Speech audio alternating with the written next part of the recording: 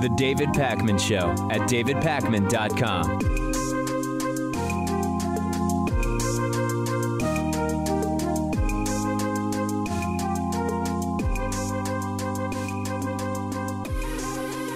So late last week, I had a few sort of spare minutes in the craziness of setting up the new studio and tweaking things. And I'll talk to you on the bonus show about what's going on with all that. I said, let's see what's happening on the news. And I kind of flipped around the cable news networks to see what was going on. I like to see what's happening on Fox, MSNBC, and CNN. And I turned to CNN, and Jake Tapper was filling in for Aaron Burnett's program. And he was in the middle of fact-checking Donald Trump. And I don't even remember what he was fact-checking at the time. It might have been something related to the immigrant caravan, or it might have been something related to taxes. I don't even really remember at this point, but it doesn't matter. Because as I watched it, it became clearer than ever to me that fact-checking Donald Trump is effectively a pointless waste of time. And what I mean is the following. When CNN fact-checks Trump, who cares, in the sense that you either already know that Trump lies all the time and you care about that, or you will call CNN fake news because that has been the sort of resounding, repeated talking point that we've seen from Trump and the people around him about anybody who tries to say that he is either saying things that aren't true or attacking people incorrectly or whatever else he might be doing. And even when you have these other fact checkers, or I guess we could call them lie trackers, correct Trump, PolitiFact or the Washington Post has like a lie tracker of some kind. Donald Trump has already preemptively, successfully primed the pump such that people hear fact checking. Oh, Trump is being fact checked. Those are the lies. That's the fake news. And this is in a way brilliant. It's brilliant in how effectively it has worked. And you've got to really understand how bad this is. A focus on truth is no longer viable as a strategy of enlightening people as to what's going on politically and moving the needle. It doesn't matter. So if you said, you know what, I'm going to try to step back from the left-right sort of paradigm, and instead of just criticizing things from a left-right perspective, I'm going to focus just on truth.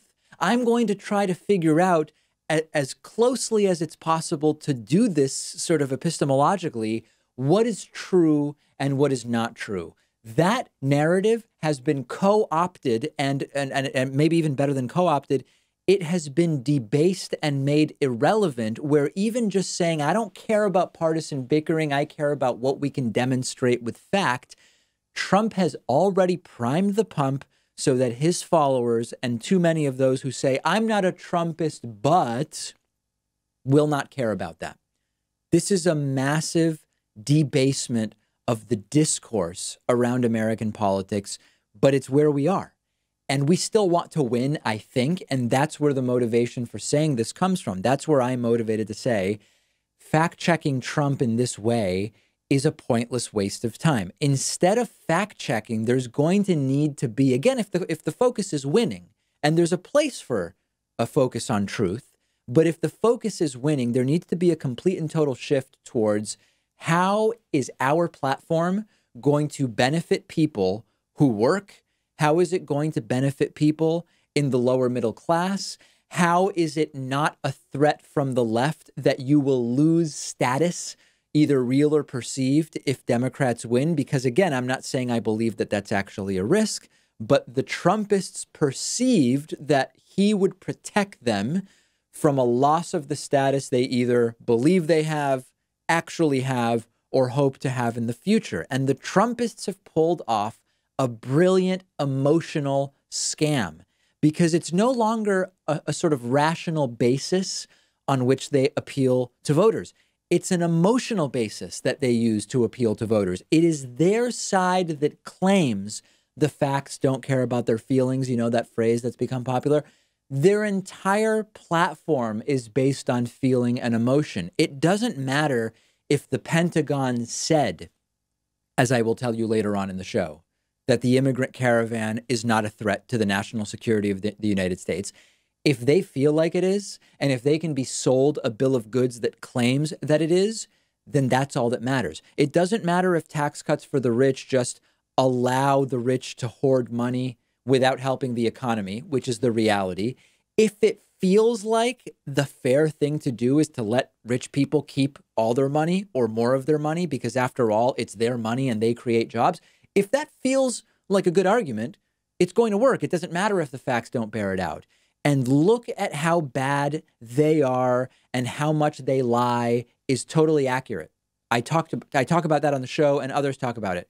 But it's not allowed Democrats to win in a country that keeps moving to the left. More and more people believe, for example, that the government has a basic right to provide, a basic duty to provide everybody with some basic level of health care. More and more people than ever believe that. And yet our elected officials keep moving to the right, depending on how you measure it. This is absurd. And it is very easy for the left to take this approach of, hold on a second, if we just talk sense to people and tell them what the facts are, we will win. Well, go look at the YouTube comments on my channel. Go look at the tweets that I get. Travel to Indiana, as I recently did, or go to Politicon and talk to these people, and you will realize if we just say the truth will win out, we're fighting an unwinnable battle. And showing people the facts, explaining to them that their priorities are misguided and part of this decade-long right-wing scam to trick them into supporting the same status quo that got us into this mess just doesn't work, okay? And a ton of people, I know people will write in and say, David, a lot of these people are just dumb. Well, dumb is sort of starting to get ad hominem-y, but there are people who lack the cognitive capacity to understand a lot of these issues. But many others are just living their lives. They're trying to earn a living. They don't have time to dig deeper than whatever slanted headlines they're getting or whatever catchphrase Trump is using. And Vox calls this an epistemic crisis. The idea is if one side rejects the epistemic authority of fact-checking and of knowable truth, however you want to say it, the truth no longer matters and it no longer speaks for itself. Climate change is an example. Climate science explains what's happening. It's overwhelming. It's clear. But so what? It hasn't changed the narrative among much of the right at all. And the more facts they're presented with, they either ignore, bury their head in the sand, come up with new anti-scientific arguments. Because once you question the authority of the scientist, which is what they've done, once you question the value of the media in general, because you portray them as the enemy of the people, you are no longer arguing on the merits of arguments. You're arguing in terms of power. Fact-checking can work when you have a society where authority and trustworthiness and power depend on what is demonstrable, what you can prove, and what the facts are. It doesn't right now because we've fallen very, very far. So we need something else. I'm not sure what, but it has to start with voting tomorrow, because if Democrats recover some of the lost political capital tomorrow, then maybe we have something to talk about. If Democrats recover nothing in the midterms, I hate to tell you this, but it's going to be another 2 years of exactly what we've had. So people need to vote. Let's talk about the decade-long Republican plan to sabotage democracy. We talk about voter suppression often, and when we talk about it, we usually cover it at the micro level. So like voter ID, voter purges, closed polling places, limiting voting hours. But voter suppression is just one part of the Republican plan to sabotage democracy. There's a really good documentary out called Rigged, the Voter Suppression Playbook. It's comprehensive. It shows you the insidious nature of this very well-crafted plan that works against democracy on many levels. Laws preventing previously convicted felons from voting. That's a part of it. The stuff we've talked about over the last couple of weeks, months, and years. Voter ID, limiting voting hours, all of that stuff. That's an element of it. Ending same-day registration in as many places as they've been able to end it. That's a piece of it. But there are other less obvious elements. The fight against public transit, even though it can be said that it's for financial reasons or whatever else, it also makes it tougher for people to get to the polls when you have weak or non-existent public transit. This all is happening in concert with giving the rich and corporations more power. Money is speech, unlimited campaign spending, allowing some types of campaign contributions to be made anonymous when you go through super PACs. What does this all do?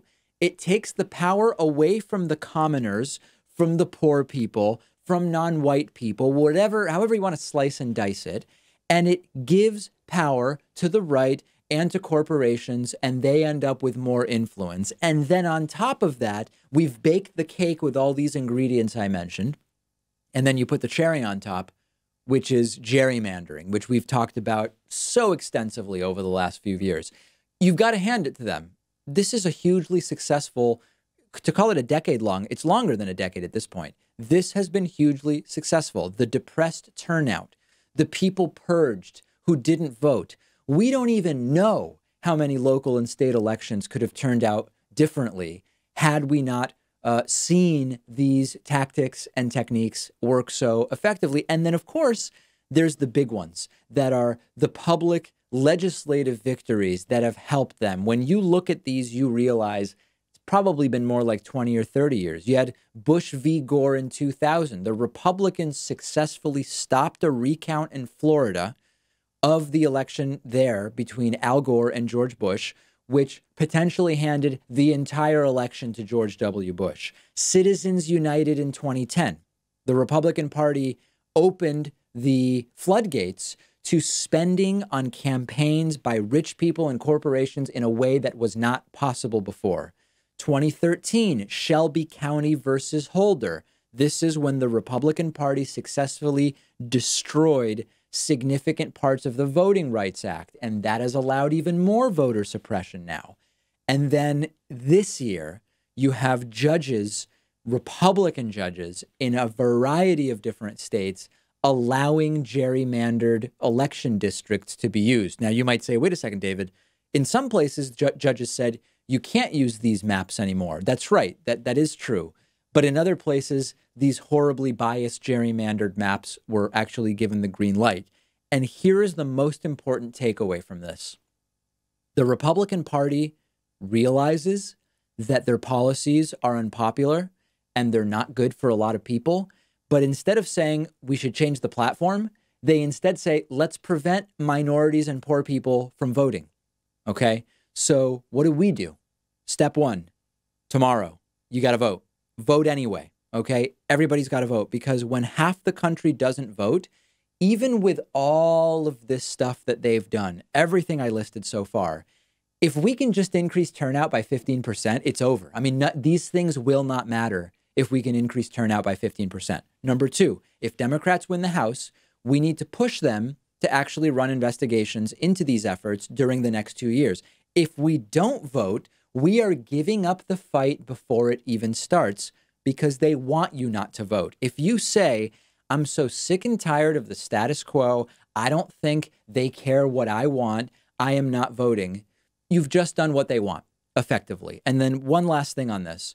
When the left points out that democracy is broken, the right loves this dumb talking point, which is the U.S. is a constitutional republic. It's not a democracy. They use that to justify voter suppression, okay? The U.S. is technically a representative republic. That's true. And it's supposed to have democratically elected governing bodies, the House and Senate, using different words, saying it's not a democracy at all. It's a republic. It doesn't eliminate the fact that you have a constitutional right to vote. Do not fall for it, okay? I want to hear from you about this. We cannot be tricked in this way. I'm on Twitter at dpacman. The show is on David Twitter Pakman at David Show at davidpakman.com. Back after this.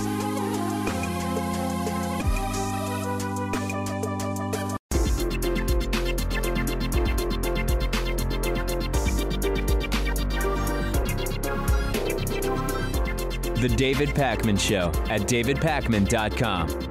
Today's new member of the day is Robert Baker. Robert, thank you so much for being a David Pakman Show member, supporting us, including in our new studio, which every day continues to get better and better. If I do say so myself, I'll tell you more about the very hectic weekend in the studio on today's bonus show. Also want to say thanks to Andrew Ayer, who is today's longtime sustaining member of the day. He's been with us for more than 5 years, since October of 2013. Robert, Andrew, thank you. Join them at www.joinpacman.com. As if we needed more proof that not only is the immigrant caravan coming to the United States not a threat, but also that even the Trump administration knows that the immigrant caravan is not a threat, we now have that proof. When the immigrant caravan first got going, the Pentagon, as it often does, did an assessment and informed the Trump administration that this caravan poses no threat to national security. It poses no threat to economic security. They explained that you've got a caravan that is dwindling quickly, that a tiny portion of the people in the caravan are even going to make it to the U.S.-Mexico border at all, and that the people who show up will request asylum, and that this is simply not going to be anything that is even going to remotely potentially overwhelm law enforcement or require the military to be down there. And Donald Trump and right-wingers have been warning us about an invasion. And yet the documents that the Pentagon put together that said there's no invasion, this is no threat, several thousand people have dwindled to 1,500 as of last Monday, dwindled even more as of today, and likely will be a couple hundred who will ultimately get here and legally seek asylum. The Trump administration had that report when Trump decided that he's going to send 5,000 troops down to the border, possibly against the law. And what I mean by that is that it's not legal to use the military for domestic law enforcement, period. And that's what it seems like Donald Trump is doing by sending the military down there. So there are sort of two issues here to talk about, and neither one of them is new. Issue number one is that Trump appears not to trust his generals, and he has a distrust of both his generals and the intelligence community and the Pentagon that is extraordinarily problematic. And that's not a new problem, and I've talked about it before. Secondly, you know who is talking about the caravan as an invasion of the worst low-life criminals, possibly even with Middle Easterners mixed in with Hispanics. Can you imagine that? Fox News is talking about that. So this is, in addition to just being Trump not trusting the Pentagon and his generals and the intelligence community, it's Trump ending up parroting the Fox News narrative instead of paying attention to the official briefings that he's getting. Certainly forget about the idea of reading the reports that he gets, because we know he doesn't read unless it's one page, mostly pictures, really big font, gigantic margins. And so in the end, this is more signaling to the white supremacists and the white nationalists and the anti-Semites and the xenophobes. I was on this really great podcast, Mueller, She Wrote, over the weekend. I think they published the episode either late Sunday or early Monday. And we talked about this signaling that takes place. And we talked about how when you recognize that the president can't just say anything if you're a white nationalist or a white supremacist to placate you, you understand the signals that are being sent. And when you look at this story, who cares that immigrants, documented and undocumented, are less likely to commit crimes than American-born citizens? This is an invasion. And the white nationalists and all of those groups understand the signal from Trump when he says it.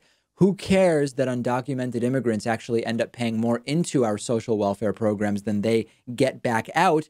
The narrative is these are lazy leeches who are lazy but taking your jobs, which is an interesting contradiction, by the way. The same people that are coming here to be lazy and leech off of welfare are coming here and taking your jobs, which is kind of a ridiculous contradiction.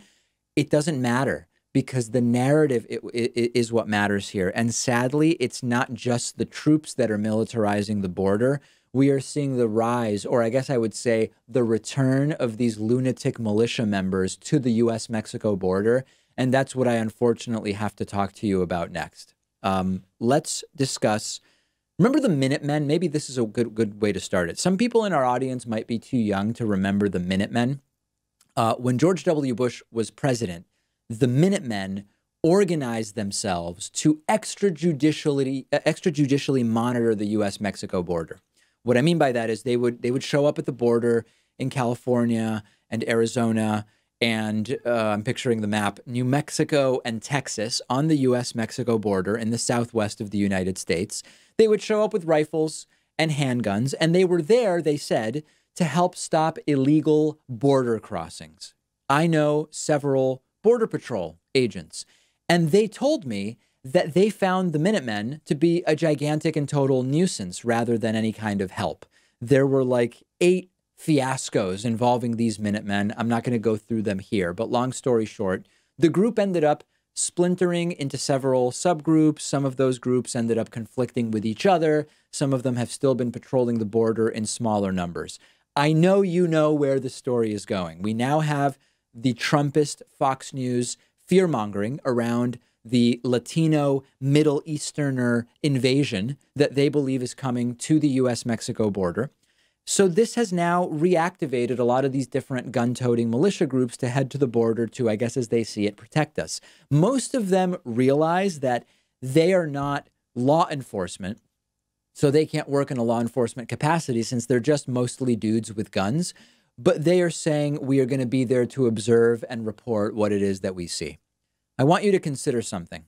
I told you in the last story that the Pentagon advised the Trump administration that the immigrant caravan itself is no invasion and poses no threat. But the military is warning military commanders who will be down at the border that the armed militias turned vigilantes are actually what they need to be aware of. Okay, understand this. The military is being warned more about the militias protecting the border than the immigrants they're supposed to be there to protect us against. This is terrifying. And I know that I live in Massachusetts, right? I'm sort of insulated from a lot of this political nonsense, but this is a nightmare. You have xenophobic armed right-wingers going to play army at the border alongside Border Patrol and actual military troops who shouldn't even be there and may be there in violation of the law because the military is not supposed to be used to serve a law enforcement function. And what are they even going to do for the weeks before the caravan is even slated to arrive at the border anyway? Because it's going to be weeks. And I am telling you today, whatever the date is today, the day before the election, mark my words, if the militias and the military and Border Patrol are still there, if and when the caravan finally does arrive with as few as a couple hundred people weeks or months from now, there will be violence, but it will not be because of the immigrants, because this is straight up Dark Ages, pre-Enlightenment. I mean, I'm not even sure what words to apply to this. This is retrograde behavior. It's disgusting, and it is all ginned up in this xenophobic placating of the white, the white separatists and the white nationalists that we have been talking about. I hope it doesn't get ugly. And this is like, I go back to, I get emails from people who say, David, why do you want Trump to fail? Why do you want the stock market to crash? Why do you want the economy to be bad? I don't want any of those things. Believe me, if you looked at my mutual fund account from October 2018, last month, it is by orders of magnitude the worst month that my account has had ever. Not necessarily in percentage, but certainly in dollars lost, because over time, ideally, you have more and more money in there. So 9% is more and more of a loss. The last thing I want is for the stock market to crash, or for Trump to fail, or for North Korea to bomb someone just so I can say, look, Trump failed. I don't want any of that stuff. And there's no evidence you can point to that suggests that I do.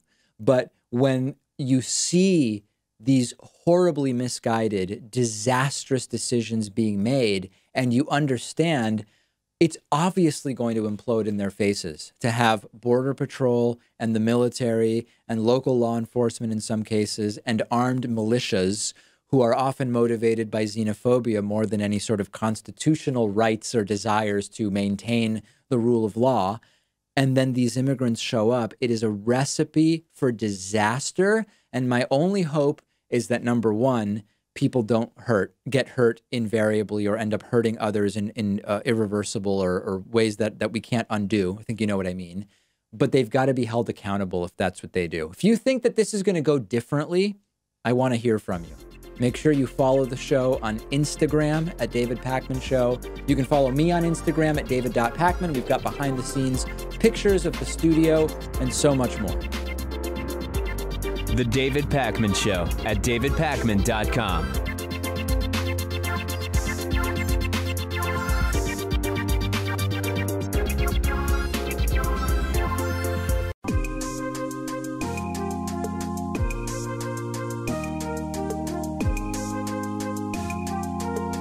Welcome back to the David Pakman Show.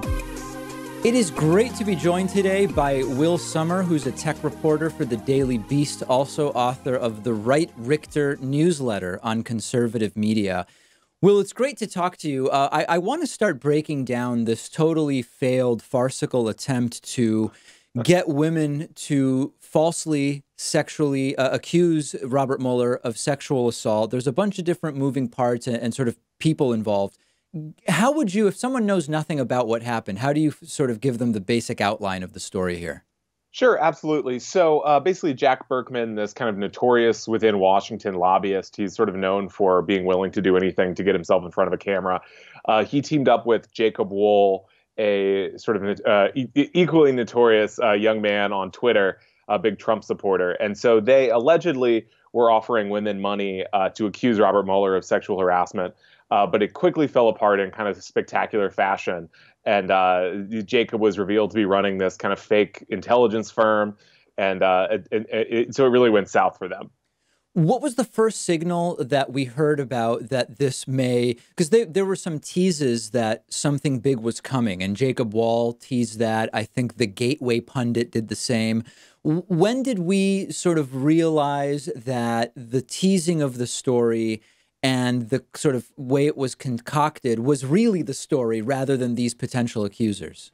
Absolutely. So this is a really complicated story. Basically, a couple weeks before this all fell apart last week, a lot of reporters got an email from a person who may or may not exist. It was this woman claiming that Jacob Wohl and Jack Berkman were offering her money. No one's actually managed to talk to that person, but this kind of got a lot of gears turning. And so then another woman has come out on the record and said she was also offered money. So this whole thing it was a real debacle for both Jack Berkman and Jacob Wohl. They were being very cagey about it. Jacob Wohl was saying he wasn't involved in, finding these supposed accusers, and he was saying he was. His intelligence firm had listed all these employees, but they were just employees of people like actors and models. And so, I mean, that was really, I think, the sign where that something was really up here, and that this wasn't just another sort of a Me Too case. I was on the Mueller She Wrote podcast yesterday, and we were sort of talking about, okay, there should be significant reputational damage to Jacob Wohl and Jack Berkman, but what about the possibility here of criminal charges and an investigation, because there are potentially a bunch of different crimes that were committed here? Yeah, really what took this out of the realm of sort of weird anonymous emails sent to reporters and into the realm of news is the fact that the Mueller special counsel's team has been tipped off to this because reporters came to them and said, what do you think of these allegations about Mueller? And they said, well, we've referred the idea that people are being paid to accuse Mueller, we've referred this to the FBI. So, I think potentially Jacob and Jack have opened themselves up to some legal liability. I mean, if they really were offering people money, I think you're looking at potentially wire fraud charges. Additionally for Jacob, just on a much more basic level, he really appears to have been practicing PI work without a private investigator's license. We talked to a woman who said she had hired him and he sort of made off with $1,200 of hers in an unrelated case. And it seemed like that work definitely would have required a private investigator license. So, it seems as though they're kind of like their hijinks may have some serious consequences for them. And there are people in my audience, obviously, who have no idea who Jacob Wohl is and have never heard of this name before, but he is actually a sort of notorious Trump supporter on Twitter, someone who's been retweeted by the president. I don't know offhand if he personally knows Donald Trump, but this is not some random person. This is somebody who's been pretty front and center as one of the big supporters of this administration that at least online seems to have been signal boosted by Trump himself. Absolutely. I mean, I think part of the reason this case got so much attention is I think there's a lot of people on Twitter who were really waiting for Jacob Wohl to get his comeuppance. This is a guy who's seems to have been introduced to Republican politics by his father, who's a regular Fox News guest. Jacob has kind of had a story. He's only 20, but he's already had kind of a very patchy career. When he was 17, he had a claim to have a hedge fund. Apparently that went south, and he was banned from trading futures forever for his whole life. And so this, he's a colorful character, and he seems to have kind of stepped in it once again here. Yeah, and I remember seeing this interview that he did on, it was either Fox News or Fox Business years ago, with Charles Payne as the interviewer. And he was on this roundtable, and they were debating what Jacob Wohl, 17 years old, thinks about biotech. And I was sort of thinking, hey, isn't it illegal to be running a hedge fund when you're under 18 years old? And that question didn't even come up. Well, as it turns out, maybe there's a good reason. I think Jacob offers the cautionary tale for why we generally don't have 18-year-old, 17-year-old hedge fund managers. So here's, for me, the most interesting underlying element of this story is what we've seen as projection from the right on so many issues for years. So before we get into this story, an analogy that I've mentioned is in-person voter fraud. For years, the right has been telling us that in-person voter fraud is a major problem, and yet turns out it's not quite so easy to get away with, and disproportionately getting caught are right-wingers trying to show up and do voter fraud to show how easy it is, and then they get caught. Along the same lines, we've been hearing from a section of the right about how easy it is to just make any old sexual assault allegation, and you end the alleged perpetrator's career so easily. And once again here we see that it's people on the right who are trying to concoct fake sexual assault allegations, and it's not quite so easy, is it? No, I mean, I think that's a great way to put it. I mean, we saw with a lot of these people, the Roy Moore accusers, we saw with Christine Blasey Ford, whenever someone comes out and says they were sexually assaulted by a prominent Republican, their careers are instantly sort of dragged through the mud, their whole lives are turned over. And so the idea that, then Republicans will say, well, these people are clearly being offered money to say this. Of course, it's absurd. I mean, unless you're talking about millions of dollars, no one would go through this for just a couple couple grand. And then apparently, allegedly, Jack Berkman and Jacob Wohl were up to the same thing. And I think they saw, even if they weren't offering someone money, I think they saw that it's not so easy to, just kind of pull these allegations out of nowhere. I should say that they claim to have an affidavit from this woman. We know her name. And yet she has not appeared anywhere. They claimed she was going to appear. Then there's kind of like a lot of shady business around why she didn't appear. And no reporter has talked to her since then. So it's a very strange situation. It seems as though this woman is real, but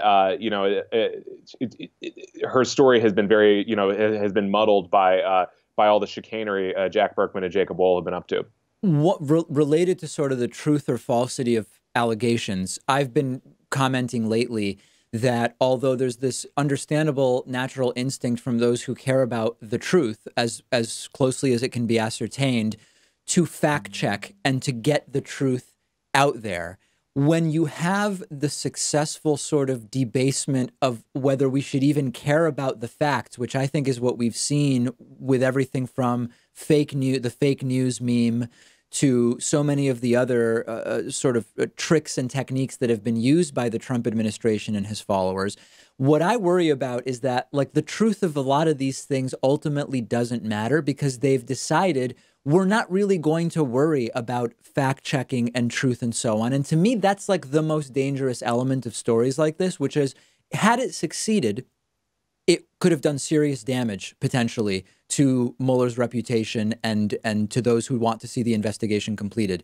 The fact that it failed in the way that it did does not really seem to have any negative impact on the movement that exists around defending Trump in this way. And I don't know what can be done about that because you do have a side now who just says facts are this kind of vague thing and it's all fake news and bias anyway.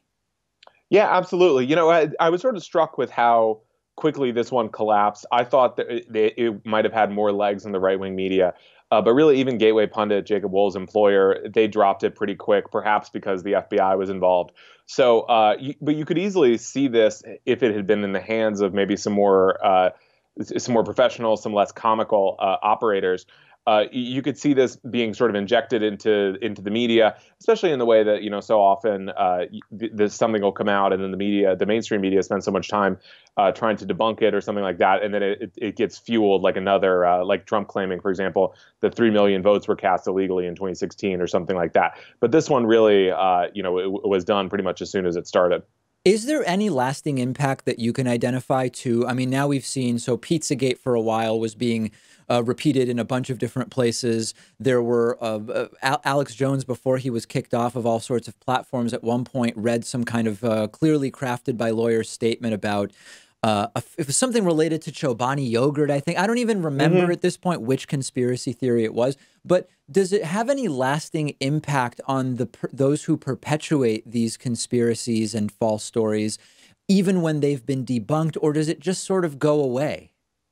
It kind of depends. I mean, certainly in the case of when legal action is taken, I think that's kind of when people start to pay attention, and when someone like Alex Jones, I think, has become much more gun shy after Pizzagate and after being sued by a variety of people. So, that's on the other hand. It remains to be seen what's going to happen here to Jack Berkman and Jacob Wool. I mean, certainly in terms of their prominence, I mean, they're not at the level of an Alex Jones. But nevertheless, I mean, this is within D.C. specifically. I mean, Jack Berkman has done this going back for years, these hoax press conferences. And so, he seems to show no signs of stopping. When it comes to the bigger picture strategies that the left can maybe put in place, not just to fight the misinformation, because like I said, I feel like when you start doing point counterpoint and fact checking individual stories, you're often sort of at a structural disadvantage. Like, what do you think the left should be doing in this era that we have over the last 2 years of news we don't like is fake and the media is the enemy of the people? Like, what strategy do you think left media should take? It's really hard. I'm not sure. I mean, I think certainly the way this Jacob Wool, Jack Berkman thing was handled went pretty well. But they were really undone, I would say, largely by their own incompetence rather than anything else. Yeah, I was one story I was thinking of was around the entire immigrant caravan. Somewhere this meme started of, hey, you know what? Eric, Trump, Don Jr., and Ivanka benefited from birthright citizenship because their mom wasn't a citizen at the time. And I immediately said, this is a really bad idea, primarily because it's not true, but because the right is extraordinarily good at discrediting an entire movement on the basis of one false claim, like Trump's first 3 kids benefited from birthright citizenship. And then you're just going to be ignored when you're actually making good arguments against using an executive order to change birthright citizenship or whatever else you're doing. That does not seem to stick to the right in this way of, hey, listen, you were wrong on this one thing and we need to question your credibility in general. So it really pains me sometimes when I see these memes start to get oxygen on the left, which I know aren't true and are just going to do damage. I feel like there's something there that the left really needs to understand, because it's not that you should be discredited on everything because, listen, you share this meme about birthright citizenship for 3 people that didn't get it. But I feel like the left is not conscious enough of the fact that the right is just waiting for them to make mistakes in that way. I think that's absolutely right. Yeah, I mean, in sort of the way that like one person on the left will say something that is offensive or disagreeable, and then that is then picked as like the face of the Democratic Party. I think that's a very, very good insight. Before we go, Will, the Right Richter newsletter, tell us about what that is, because I find it super interesting. Yeah, thank you. It's a weekly newsletter covering sort of the goings on in the right wing media and conservative internet, conspiracy theories, all that kind of good stuff. And I try to keep it fun as these things can be, while also I think for a lot of people, understandably, you don't necessarily want to go tromping through 4chan or listening to Rush Limbaugh's radio show or something. And yet, I think these things are having really an increasing effect on our country. And so I try to keep people in the loop on all that stuff. So rightrichter.com, and that'll take you to the Daily Beast newsletter page. We've been speaking to Will Sommer. He's a tech reporter for the Daily Beast, also author, as I mentioned, of the Right Richter newsletter on conservative media. Will, thanks so much for taking time to talk to me today. Hey, thanks for having me. The David Pakman Show at davidpakman.com.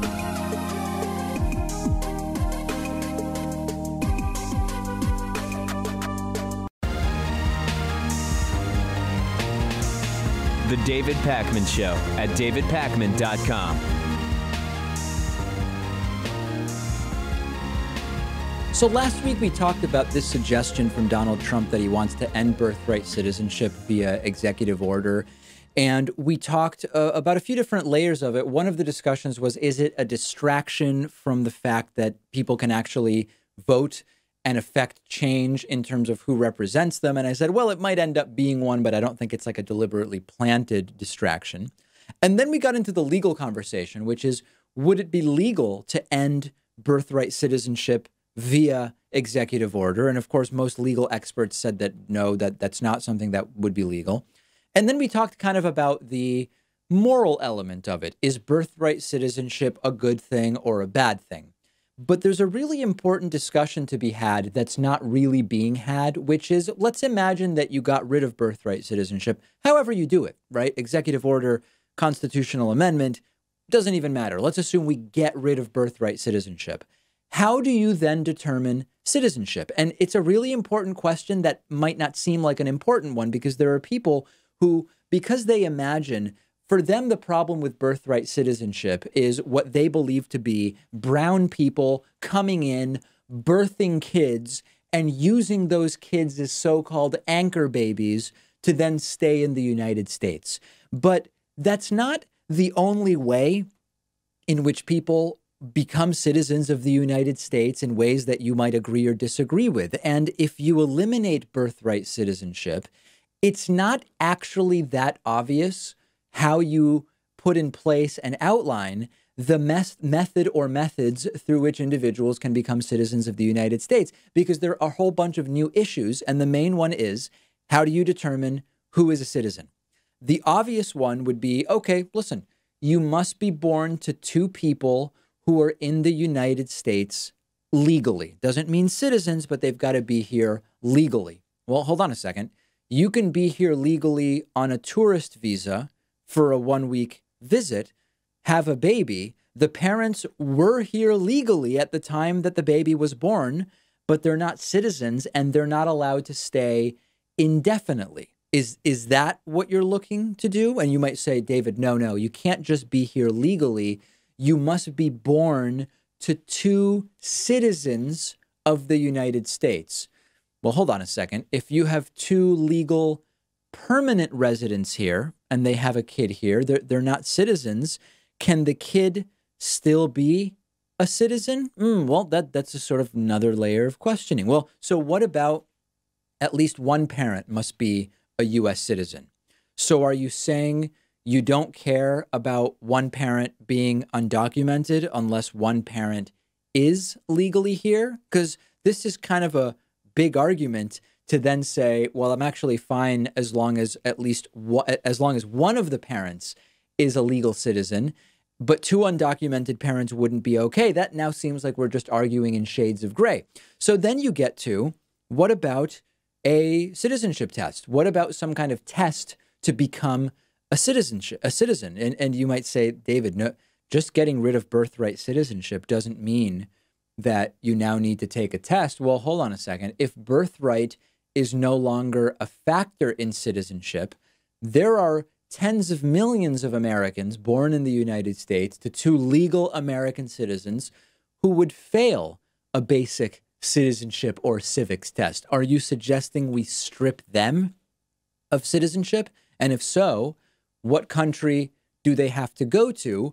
And more importantly, do you end up in some kind of state of limbo until you're old enough to even take the test if you're born, if where you're born no longer is what determines citizenship? Even people born in the United States to two legal American citizens might be in this limbo until they pass the test. So just because you might see this idea of birthright citizenship as related to the immigrants coming here to, in this crafty way, birth a child to then get all of these benefits. This is just as much about who should get citizenship as it is about who shouldn't. And just because you've identified, as some people who watch the show, primarily on the right, have, just because you've identified this scenario where immigrants come here to have a kid as some kind of strategy, as an example of someone who should not get citizenship, if you get rid of birthright citizenship, you have to then establish a new set of rules as to who does get citizenship. And it's not as easy as some people believe that it is. And then lastly, by the way, let's step back from citizenship altogether, from the really big hypocrisy with the idea of using an executive order to change how the Constitution is interpreted. Do the Second Amendment people that Trump mentioned during the campaign about maybe they would do something about Hillary Clinton, do the Second Amendment people really want to open the door to the reinterpretation of the Constitution by presidential executive order?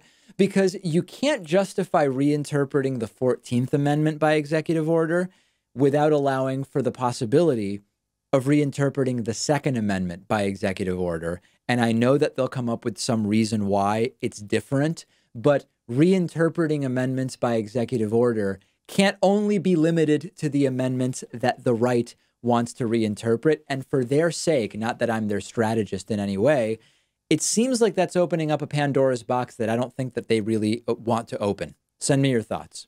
Hey, this is not the biggest news, but it's kind of funny, and it relates to a story we did. So it was months ago, or maybe it was even a year ago. I took 2 DNA tests on Ancestry.com and on 23andme.com. And I sort of went back and forth because I know about the different concerns around DNA privacy and data privacy and all of this other stuff. But I said, you know what? I think it'll make a good segment. I'm going to take my DNA tests. We're going to have a DNA expert, a genealogist on the program to analyze my DNA. And lots of people in the audience found it sort of funny that I was determined to be 92% Ashkenazi Jewish, which was the highest percentage that the DNA expert we brought on had ever seen in anyone's DNA that he reviewed in his lifetime doing DNA analyses. I was the most Jewish person. I don't know if it's something to cheer about or something to be scared about given the political climate right now. Well, based on a larger DNA sample size and sort of fine-tuning the algorithm, over the weekend I got an email from Ancestry.com, and they said, David, great news. We originally did your DNA background on the basis of 3,000 DNA samples and sort of organizing them and the data from them. We now have 16,000 and more precise algorithms, and we have an updated analysis for you. And I am here today to tell you that Ancestry.com can now report that I am no longer 92% Ashkenazi Jewish. I am, wait for it, 100% Ashkenazi Jewish. That's the new determination. This can't possibly be good for me with the anti-Semites who watch the program and comment on YouTube and send me those lovely love tweets that I get every single day. I can't imagine that this is really going to help me with them, is it? We will see if producer Pat got an update on this and follow up maybe on the bonus show about it. But that's the latest news. And interestingly, before, it actually seems like this is really pretty good data, because my original analysis was sort of vague in terms of the regions of Europe, or it was more vague in terms of the regions of Europe that my ancestors were from. And now that my Ashkenazi Jewish ancestry has increased from 92% to 100%, they've also fine-tuned the map. And it now is a map that points to 2 specific areas that, at least based on my family's known history, are the areas in Europe that we're from. So I think this is interesting. And I know people will write to me and they'll get mad. They'll say, David, how are you promoting these services that are going to use your data to do who knows what? I've heard just about everything suggested. I get that. And quite frankly, I've just calculated that I'm more interested in having this information than I am worried about how they might use my data. And that may be incredibly short-sighted. It may be something that I someday regret. And if you think that's going to be the case, get in touch and let me know how that is the case. But for now, I'm sort of happy having this information. We have a voicemail number. That number is 219-2-DAVID-P. I got a voicemail over the weekend with a very interesting question that relates to healthcare. Take a listen. Hi, David. I was wondering if Medicare for All doesn't get passed for whatever reason, it just can't be done. Do you think a 100% tax write-off for medical expenses would pass so at least we could keep people from going bankrupt over medical expenses? Let me know what you think about this. Thanks. Bye. Yeah, this is an interesting question. So the idea is if we can't get Medicare for all or some total upending of the status quo system that we have, what about making all medical expenses tax deductible? That's the question.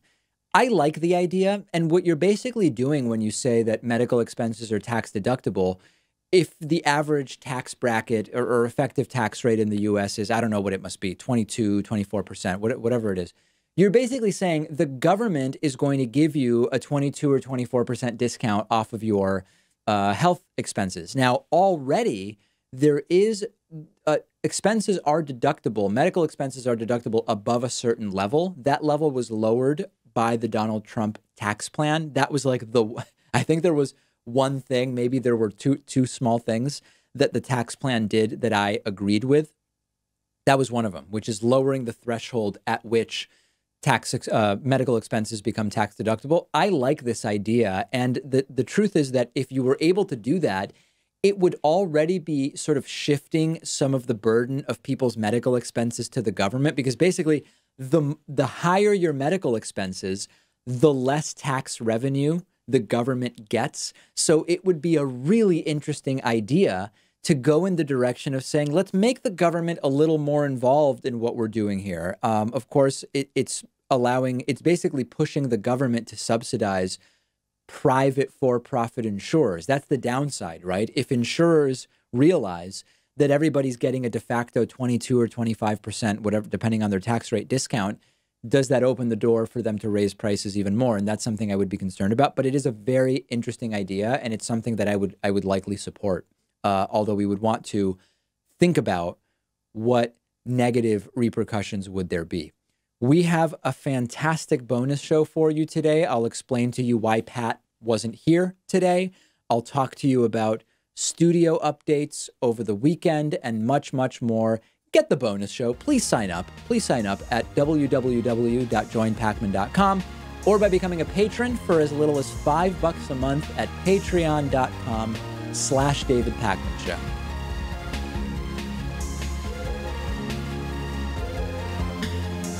The David Pakman Show at davidpakman.com.